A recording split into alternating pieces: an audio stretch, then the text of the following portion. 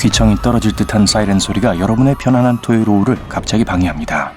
여러분은 자리에서 벌떡 일어나 창문으로 뛰어갑니다. 하늘이 지평선까지 내려앉은 검은 구름으로 덮여 있어요. 나무들은 강풍으로 인해 거의 납작하게 쓰러져 있어요.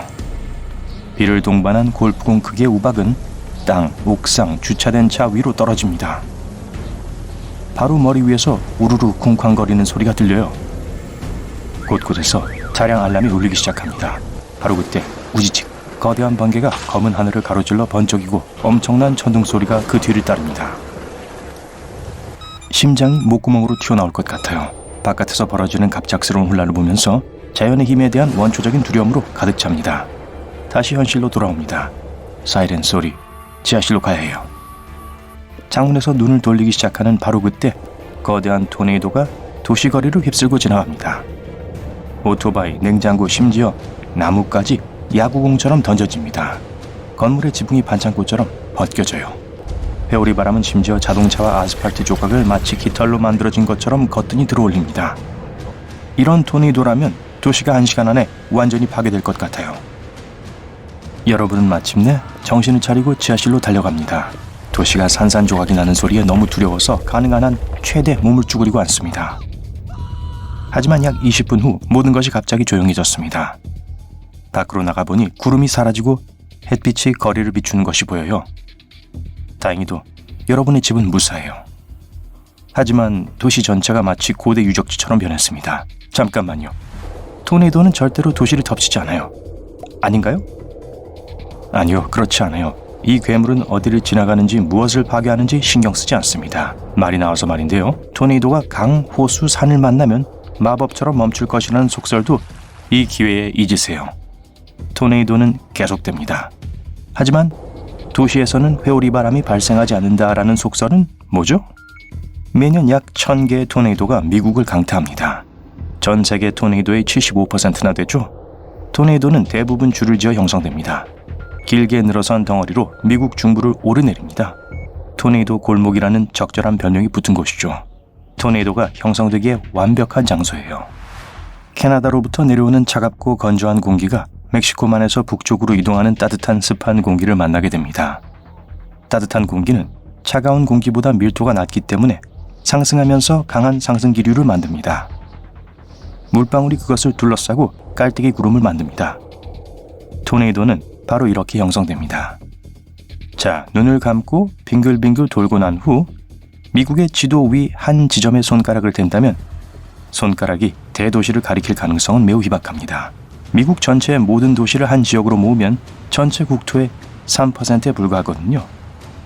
지도 위의 손가락처럼 토네이도가 도시를 강타할 가능성은 시골 지역에 발생하는 것보다 훨씬 적습니다. 결론적으로 말하면 토네이도는 대도시에서 발생할 수 있어요. 순전히 확률적으로 잘 일어나지 않을 뿐이에요.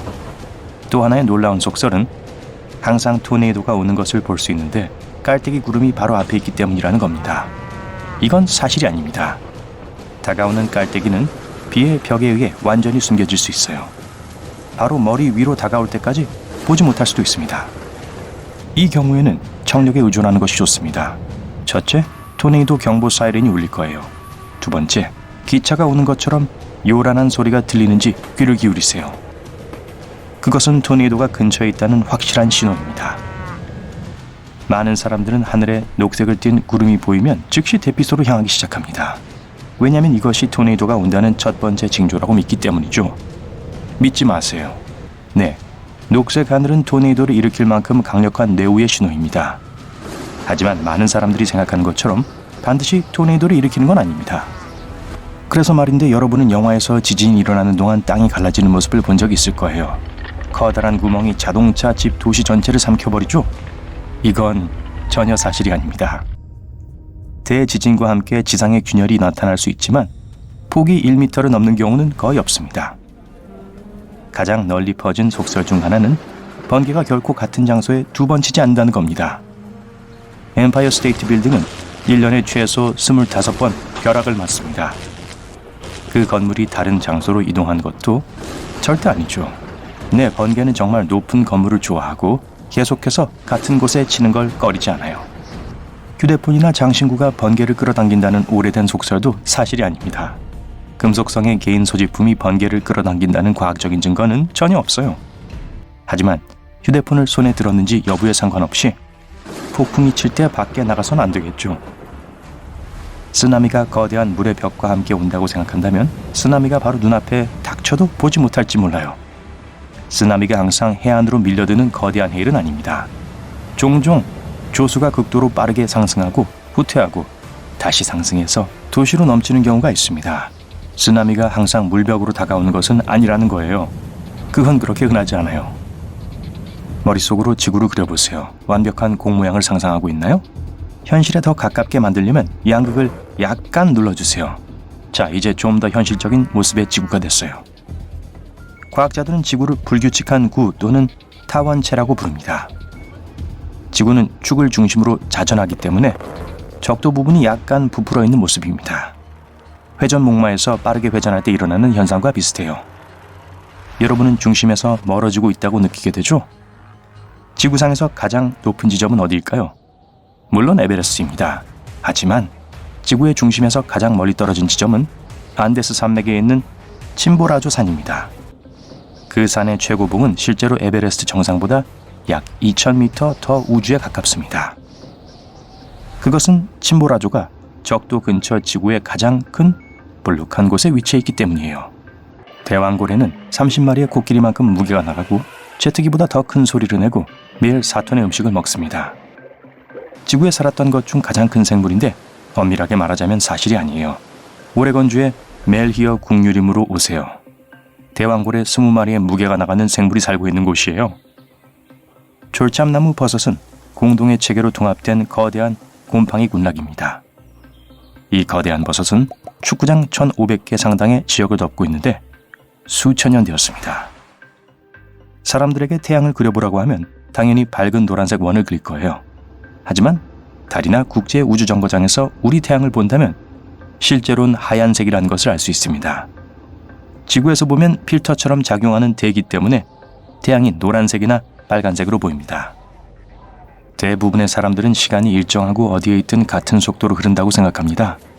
하지만 시간의 속도는 시계가 지구와 얼마나 가까운가에 달려 있어요. 중력이 약할수록 시간은 더 빨리 지나갑니다. 그래서 여러분 아파트 위층에 사는 사람은 여러분보다 더 빨리 늙어가고 있어요. 30cm당 900억 분의 1초 더 빠르기 때문에 1층으로 이사를 간다고 해도 차이를 느낄 수는 없을 거예요. 발밑의 땅은 꽤 단단한 하나의 덩어리로 느껴집니다. 하지만 실제로 지구의 지각은 반으로 나뉘어 있고 마그마라고 불리는 액체 암석의 바다 위에 떠 있습니다. 여러분은 느끼지 못하겠지만 발밑의 땅은 1년에 1.5cm 이상 움직이고 있습니다. 그건 발톱 자라는 속도와 비슷해요. 세계에서 가장 큰 사막이요? 쉽죠. 사하라 사막이요. 아니요. 남극 대륙입니다. 이곳은 사하라보다 거의 2배나 더 큽니다. 사막은 비가 내리지 않는 불타는 모래밭만을 뜻하지 않습니다. 사막이란 강수량이 매우 적은 곳으로 눈도 포함됩니다. 남극의 일부 지역에서는 수백만 년 동안 비나 눈이 내리지 않았습니다. 다른 지역에서는 눈이 내리긴 하지만 매우 드물어요. 요점은 극심하게 추운 곳에서는 눈이 내리지 않는다는 속설이 있다는 겁니다. 남극은 지구에서 가장 추운 곳이고 그곳에서는 눈이 내립니다. 이 속설이 완전히 틀렸다고 할 수는 없어요. 추위는 더 건조하기 때문에 습기를 보유하고 있지 않아요. 빗방울과 눈송이를 만들려면 습기가 필요해요. 그렇기 때문에 기온이 매우 낮게 떨어질 때는 눈이 내릴 가능성이 적습니다.